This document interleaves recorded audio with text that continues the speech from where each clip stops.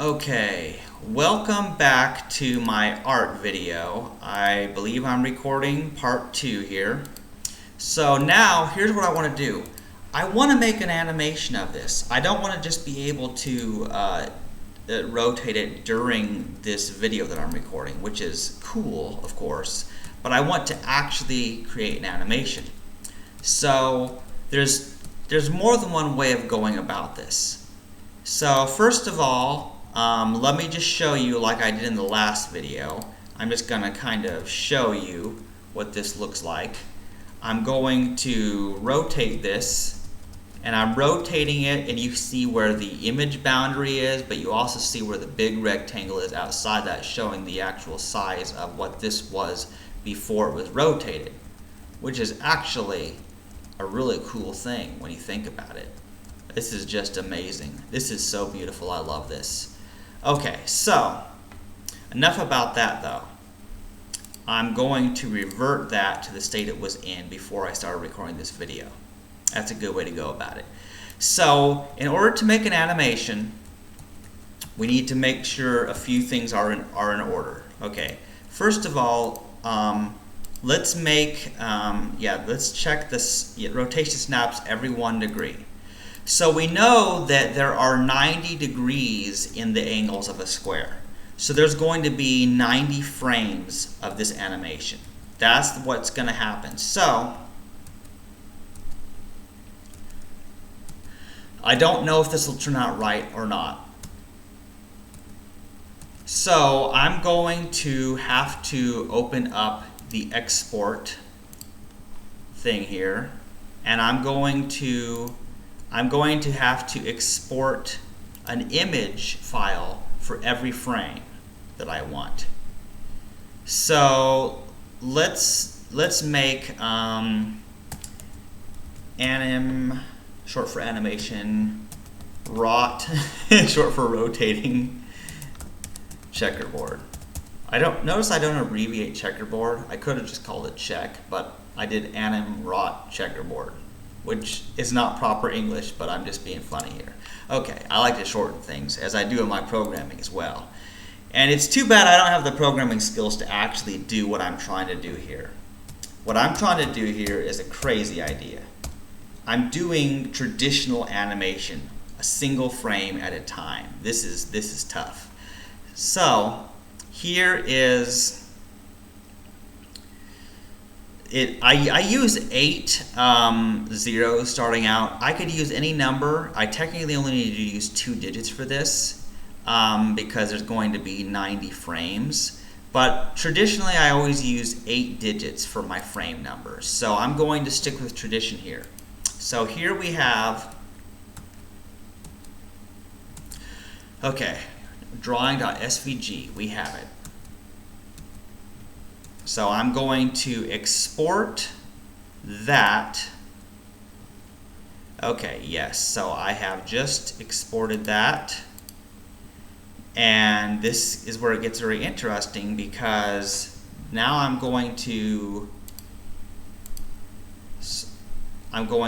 rotated it 1 degree, and then I changed the frame number to 1. Isn't that cool? Wait, let's see here. Oh, what in the world? Oh, what is going on here? I'm not sure if I know what I'm doing here. I think I'm accidentally changing the view. Okay, yeah, let's just, but okay, so I have rotated it once more. I'm trying to rotate it a single frame each time and then save it. Then I have rotated again. Let's save this as frame number 3. Enter. Then, yep, I did that. So then I have to select this, change it to frame 4. See, this takes a lot of work because I wish there was a way. There might be a way, but I don't know what it is. Oops, I accidentally moved it. See, yeah, this is crazy. So So now I'm going to rotate this again. It's frame 6. So I just have to basically do this, and I have to click this thing over here every time I want to go to the next frame, which is kind of a pain, but it's just the way I got to do it. So let's see. I don't know how long this is going to take, but I'm already up to frame 8. Oh, what a process, huh? Let's just be glad I don't have to do like 16,000 frames like some of my animations turned out to be. Let me make sure I'm doing good so far. I have, yep, I have these frames so far. So far everything's looking good. So now let's go back to here. Let's rotate it. Frame 11. Let's rotate it again. That's frame 12. Rotate it again. That's frame 13.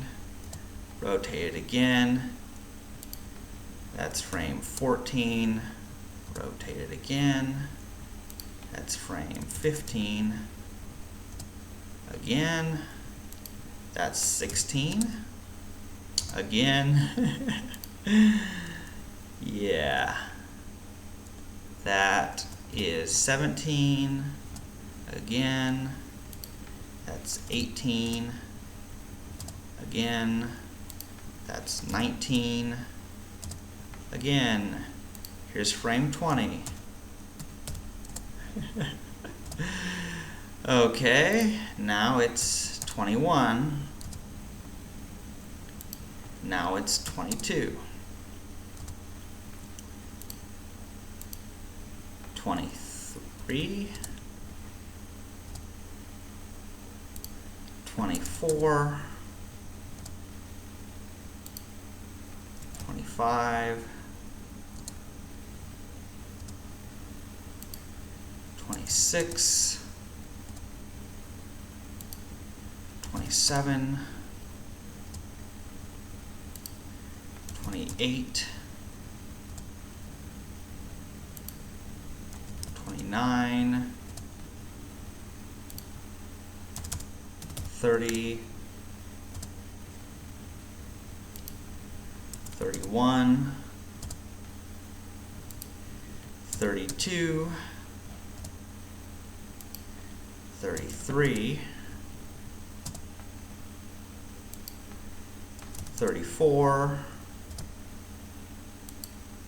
35.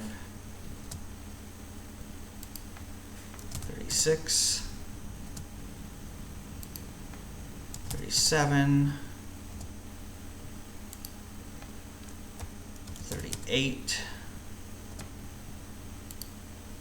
39.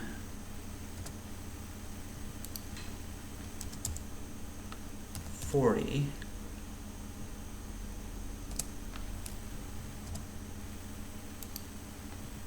41. 42. 43. 44.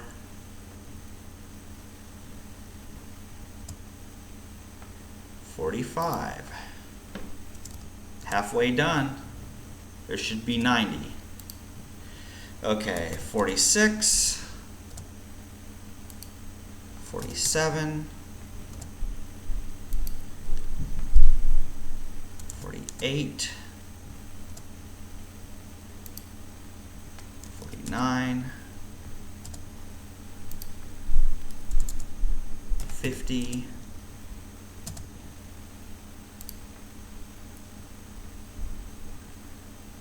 51. 52. 53. I hope I'm doing it right. I hope I didn't accidentally save any frames, you know, without actually rotating it. That's the thing, is one little error will screw up my whole animation. So the pressure's on.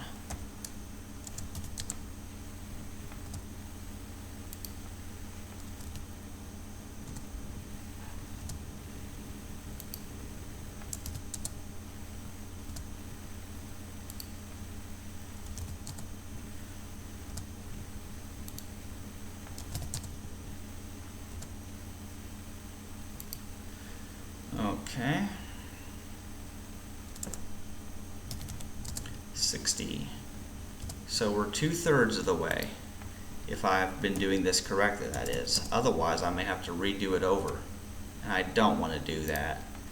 But anyway, by this point, people get the idea of what it is that I'm trying to do. It's pretty obvious. I'm doing frame by frame animation.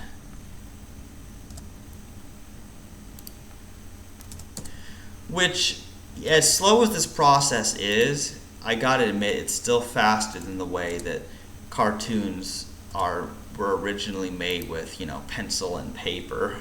People actually drawing every single frame with a pen or pencil. Actually, these days things have progressed because they actually use computer software in making like these modern cartoons and Disney movies, you know.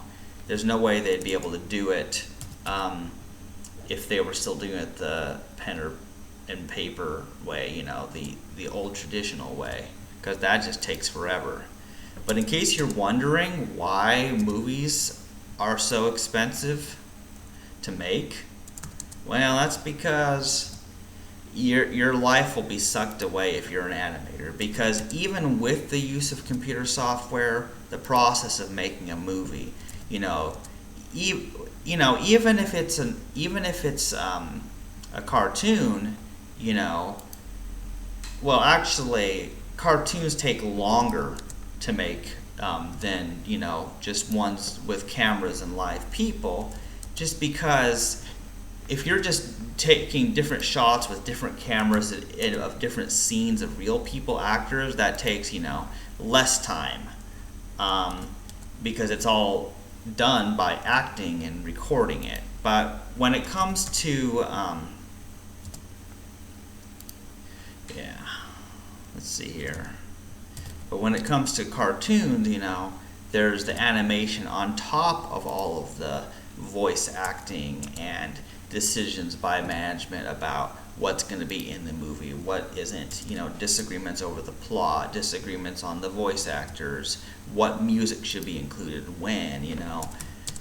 I'm not, you know, I'm not like an official animator by any means. You know, this is the best I can do, but I've seen enough behind the scenes footage, you know, of popular movies to know that a lot of work goes into making movies, you know.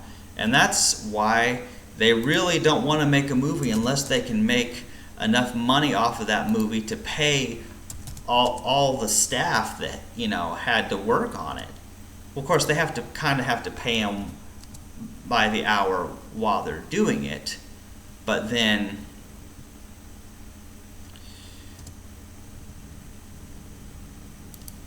something doesn't seem right here, because I'm at frame 90, but it still does not at its original position.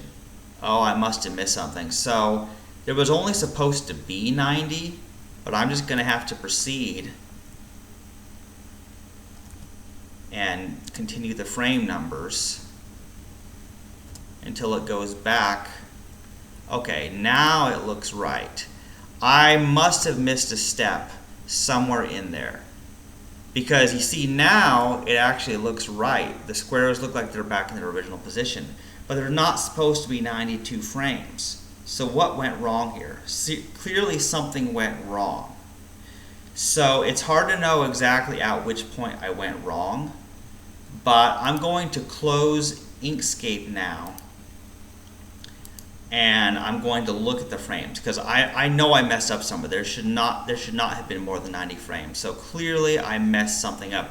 And notice how they're different sizes? That's because based on the way the image looked at the current time, it compressed differently by PNG compression. So yeah, see, I can step, yeah, see the last frame and the first frame are identical. So clearly I just had a misstep somewhere.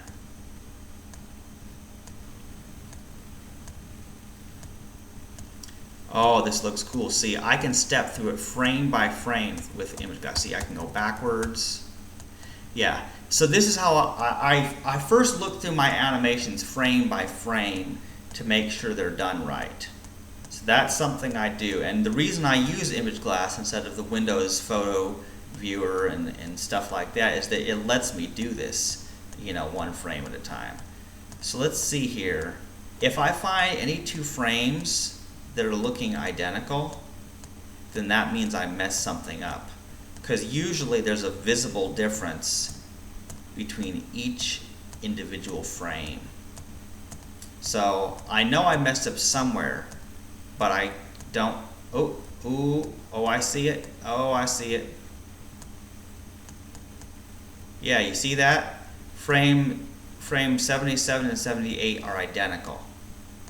So I know that I'm going to need to delete a few frames here. Oh, and these two are identical there. So yeah, I did make a few mistakes. So there are a few frames that need to be deleted.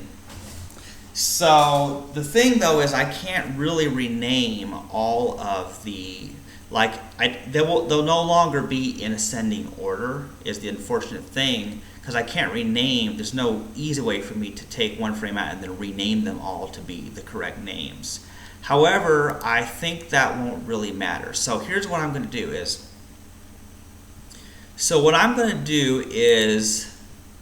I'm going to have to make a zip file. So here is the original,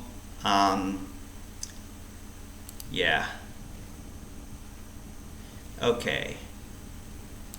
There's the original. So this zip has 92 frames. Okay. But then I'm going to have to delete 2 frames. I need to find those 2 frames and delete them, because as long as they're in ascending order. Now the reason they have to be lined up like this is that, and they have to have heading zeros, is because the program that I use in order to turn this into an animation will require them to be in an alphanumerical order. So you see, that's the thing, is they're not done by date or type or size or anything like that. In fact, if we do this by size, this will turn out to be very weird looking. Yeah, see how that is when they're sorted by size in the folder? Yeah, that doesn't look right at all, does it? So they have to be sorted by their name. So now I remember that it was somewhere in the 70s where the identical frame was. So let's just start at 71 here, okay?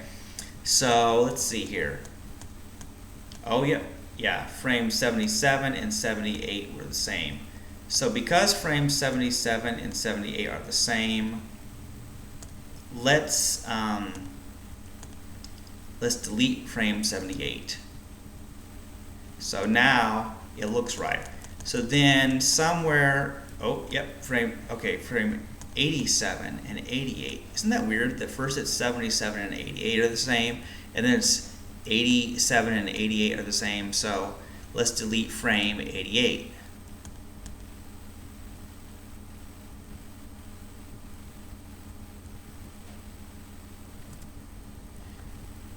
Still very weird though, because it's not quite what I expected, because there's still 91 files. So,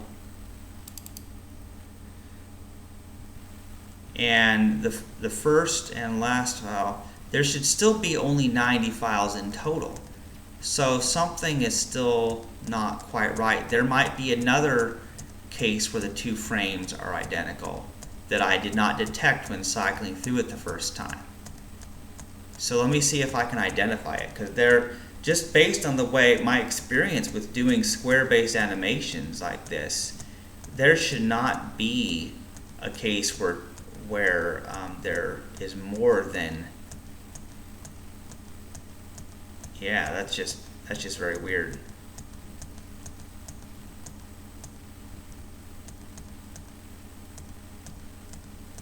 Oh, I just realized something. Of course the last frame and the first frame are the same, but we don't need to have 2 identical frames being the first and last. So what we need to do is remove frame 92. So now we have only 90 files. So now that I have only 90 files, I'm going to make a new compressed zip folder here, and it's going to be 90 frames, wrought checkerboard. Okay, so that's actually really cool because when you think about it, like the size of all of the files in this folder are a little over 7 megabytes, but then this is 6.24 megabytes. So that's not bad for this type of size of thing. So now here's the fun part. I need to make this into an animation. So I'll show you how I make my animations. So first, I need to get this path, and I open my command prompt, and I'm going to change directory to that folder. I don't know if you, whoa, isn't that cool? I can actually see the names of all of these files in this folder, which is actually really kind of impressive. It's a small font I'm using, but you can see all the files are there. So now, I don't remember off the top of my head the exact command. However, I do have many files for that. So on my desktop, I have my, let's see here. Where in the world is it? Oh, my desktop looks weird in this format. Yes, MSys2. So I go to this folder because when I'm doing my programming, I have all my programming files here. My make file is the file that has the command. So I have several different commands in my make file. And there is a very specific one for making a GIF animation, because I want to make a GIF animation. Now you'll notice something here. This is where it gets tricky. Yes, this is the command, but instead of it being in a folder named O, because this is in a folder named O, and it's bitmap files was the way, because my program, when I write my programs, they output Windows bitmap files. But in this particular case, here's the way it's going to go.